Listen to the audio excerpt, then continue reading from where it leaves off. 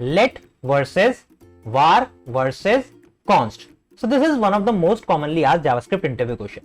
यानी बहुत ज्यादा इंटरव्यूज में पूछा जाता है. तो in today's video we are gonna see कि कैसे हम इसका आंसर बिल्कुल ऑप्टिमम तरीके से दे सकते हैं. वी आर गोना अंडरस्टैंड इन तीनों में क्या डिफरेंस होते हैं. So when it comes to difference between let var and const, तो इनका डिफरेंस होता है मेनली तीन कैटेगरीज के बेसिस पे डिवाइड होता है. सबसे पहले होती है on the basis of scoping. तो on the basis of scoping let and const से जो वेरिएबल डिक्लेयर होते हैं इनका जो स्कोप होता है that is block scope, whereas जो var से डिक्लेयर्ड वेरिएबल होते हैं उनका जो स्कोप होता है दैट इज फंक्शन स्कोप या फंक्शनल स्कोप. सो मान के चला हमारे पास एक वेरिएबल है लेट से डिफाइन होता है जो a है एंड इसकी वैल्यू है 10, एंड दूसरा हमारा कॉन्स्ट से डिफाइन होता है b एंड इसकी वैल्यू है 10, एंड एक तीसरा वेरिएबल है var से डिफाइन होता है c जिसकी वैल्यू मैं 10 ही कर देता हूं. तो ये तीन वेरिएबल हैं लेट var एंड कॉन्स्ट, तीनों अलग अलग हमारे टाइप से डिफाइन है. Now if I want to access any of these variables, so console.log से हम सिंपली उसको प्रिंट करके देख लेते हैं a को, एंड इसी तरीके से b एंड c को भी हम प्रिंट कर लेंगे. तो यहाँ पे a की जगह लिख दूंगा b एंड यहाँ पे a की जगह लिख दूंगा c. सो हमारे तीनों वेरिएबल्स हो गए. अब मैं टर्मिनल पे इस कोड को अगर मैं रन करता हूँ, so I will say node index.js for same, so I will say node index sorry app.js है फाइल का नाम, तो app.js एंड रन करूंगा तो इसी तीनों मुझे वेरिएबल एक्सेस करने को मिल गए. That's fine. What I mean by scoping is, अगर मैं यहाँ पे दो कर्ली ब्रेसेस लगा देता हूँ, एक कर्ली ब्रेसेस ऐसे एंड एक कर्ली ब्रेसेस ऐसे, ठीक है, तो इस तरीके से मैं इन्हें ऐसे इनक्लोज कर देता हूं कर्ली ब्रेसेस में. सो इस केस में क्या होगा, जो वेरिएबल हमारा लेट एंड कॉन्स्ट से डिफाइन है हम उसको एक्सेस नहीं कर पाएंगे. And I can show you this. तो मैं इसको सेव करके रन करता हूं तो यू विल सी एरर आ जाएगा ए इज नॉट डिफाइंड, जबकि ए तो मैंने लिखा है. सो this is the meaning of scoping and this is the meaning when I said कि हमारा लेट से जो वेरिएबल डिफाइन होते हैं वो ब्लॉक स्कोप होते हैं. What I mean by that is, ये जो हमारा ब्लॉक बन गया है, जो कर्ली ब्रेसेस के जो होता है कोड, इसे हम बोलते हैं ब्लॉक कोडिंग में. सो ए का जो लेट से डिफाइंड वेरिएबल्स होता है, जो ए है जैसे इस केस में, उनका जो स्कोप है वो सिर्फ इस ब्लॉक के अंदर होगा, एंड इस ब्लॉक के बाहर अगर मैं उसको एक्सेस करूंगा तो that will give me an error, जैसे कि मुझे यहाँ मिल रहा है.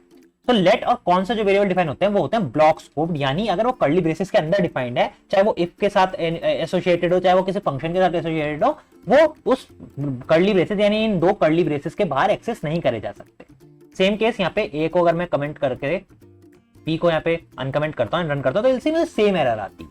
But if we talk about variable declared with var, जो कि c है इस केस में, सो उस वेरिएबल को हम एक्सेस कर सकते हैं. यहाँ पे क्लियर करके अगर मैं रन करता हूँ तो विल सी मुझे यहाँ पे var में जो c डिफाइंड है उसकी वैल्यू मिल जाएगी, जबकि var का जो स्कोप होता है वो होता है फंक्शनल स्कोप. ठीक है, तो यहाँ पे अगर मैं कर्ली ब्रेसेस में फंक्शन लिख देता हूँ, फंक्शन टेस्ट, एंड यहाँ पे इनक्लोज करता हूँ, तो अब अगर मैं इस कोड को रन करूंगा विल सी मुझे एरर आ जाएगी. सो दिस इज द मीनिंग कि var का जो स्कोप होता है फंक्शन होता है. सो इन शॉर्ट, जो लेट और कॉन्स्ट डिफाइंड वेरिएबल्स होते हैं उनको फंक्शन की जरूरत नहीं होती. अगर वो कर्ली ब्रेसेस के अंदर डिफाइंड है तो हम उसे कोड के बाहर, मतलब कर्ली ब्रेसेस के बाहर एक्सेस नहीं कर सकते. उनका जो स्कोप है वो सिर्फ उस कर्ली ब्रेसेस के अंदर होगा. लेकिन var से जो वेरिएबल डिफाइन होते हैं वो कर्ली ब्रेसेस के अंदर होने से उनका स्कोप उस ब्रेसेस से अंदर नहीं हो जाता. उनका जो स्कोप होता है var वाले वेरिएबल्स का होता है फंक्शनल, यानी var से अगर कोई वेरिएबल फंक्शन के अंदर डिफाइंड है देन आप उसको बाहर कॉल नहीं कर सकते. लेकिन उसके अलावा किसी भी और चीज से वो डिफाइंड है, यानी वो कर्ली ब्रेसेस के अंदर है, वो किसी मेथड के अंदर है, फर्क नहीं पड़ता, आप उसको एक्सेस कर सकते हो. So this is the difference between let var and const on the basis of scoping. Second criteria इनके डिफरेंस का होता है on the basis of hoisting. Now variable declare with let and const are not hoisted, whereas variable declared with var are hoisted but with a value of undefined. So hoisting का simple words में JavaScript में meaning होता है कि JavaScript में जो compiler होता है वो जितने भी वेरिएबल्स होते हैं या जितने भी फंक्शंस होते हैं उनको टॉप लेवल पे लाके रख देता है, एंड आप उन्हें उनके डिक्लेरेशन से पहले आप उन्हें कॉल कर सकते हो. So this is basically hoisting. But the variable declare with let and const, जैसे कि मैंने बताया, होस्ट नहीं होते हैं. सो अगर मैं यहाँ पे ऐसे करता हूँ console.log ए, कंफर्म नहीं, console.log ए करता हूं तो you'll see जैसे मैं कोड को रन करूंगा, node in app.js करूंगा तो you'll see मुझे एरर आ जाएगा, can not access a before initialization, because यहां तक ए अभी तक एक्सेस नहीं हो सकता, बिकॉज ए अभी तक हमने इनिशियलाइज नहीं किया है. सो दिस इज द प्रूफ कि जो लेट या फिर कॉन्स्ट भी अगर मैं यहाँ पे लगा देता हूं, यहाँ पे बी भी कर देता हूं, तो दिस इज द प्रूफ कि जो कॉन्स्ट एंड लेट से डिक्लेयर वेरिएबल होते हैं वो होस्ट नहीं होते हैं, एंड वो अगर आप उन्हें पहले एक्सेस कर लेते हो उनके इनिशियलाइजेशन से, देन वो एरर थ्रो कर देते हैं. बट जो वेरिएबल var से डिफाइंड होते हैं, जैसे इस केस में c है, वो होस्ट होते हैं बट उनकी वैल्यू जो होती है वो अनडिफाइंड होती है. एंड ये मैं आपको प्रूफ कर देता हूं, तो यहाँ पे मैं इसको क्लियर कर देता हूं. एंड यहाँ पे अगर मैं ऐप कोड को रन करता हूं तो तो you'll see यहाँ पे मुझे अनडिफाइंड मिला, तो यहाँ पे मुझे एरर नहीं मिली है बट मुझे वैल्यू भी नहीं मिली है। And this is the meaning when I said कि var से जो वेरिएबल डिक्लेयर होते हैं वो होस्ट तो होते हैं, यानी वो एरर नहीं थ्रो करेंगे, बट वो एक अनडिफाइंड वैल्यू के साथ होस्ट होते हैं, जैसे कि यहाँ पे मिला। तो अगर आप उनकी इनिशियलाइजेशन से पहले उन्हें एक्सेस करोगे देन आपको अनडिफाइंड देखने को मिलेगा। So in short, variable declared with let and const are not hoisted, but variable declared with var are hoisted with a value of undefined. And जो थर्ड क्राइटेरिया होता है इनके डिफरेंस का, that is on the basis of assignment. So variable declared with let and variable declared with var can be reassigned, यानी हम उनको value को reassign कर सकते हैं, दोबारा असाइन कर सकते हैं, whereas variable declared with const are constants and cannot be reassigned. तो रीडिक्लेरेशन का मतलब होता है या रीअसाइनमेंट का मतलब होता है किसी भी वेरिएबल की वैल्यू को चेंज करके नई वैल्यू से असाइन कर देना। Now when it comes to let and var, you can reassign the value.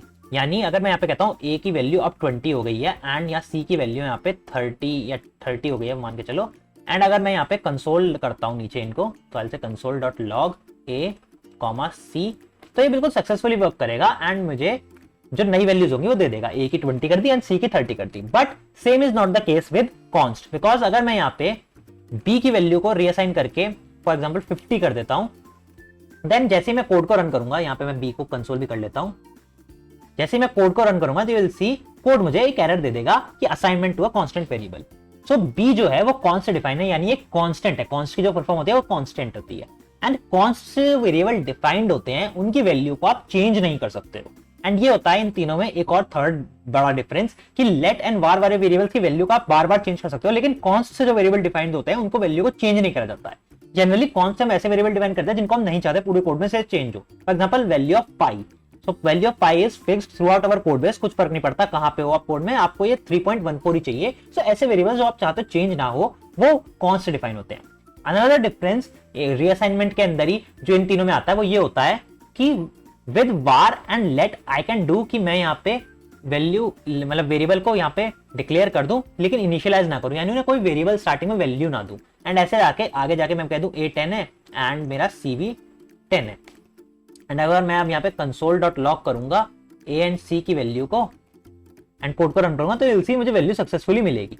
लेकिन I can't do the same with const variables. अगर मैं कॉन्स्ट को यहाँ इनिशियलाइज नहीं करूंगा तो यहाँ पे मिल जाएगा const declaration must be initialize, यानी ऐसा नहीं कर सकते आप कि यहाँ पे इसे डिक्लेयर कर दो और इनिशियलाइज नहीं करो, तो आपको इनिशियलाइजेशन करना भी इसका जरूरी है। So that's it for this video. I hope इस वीडियो से आपने सही से समझ लिया होगा लेट var एंड कॉन्स्ट का डिफरेंस क्या होता है, एंड अगली बार आपसे अगर इंटरव्यू में पूछा जाएगा तो आप सही से आंसर दे पाओगे। वीडियो अच्छी लगी तो वीडियो लाइक करें, subscribe for more such videos, and I will see you in the next one. Till then have a nice day and keep coding.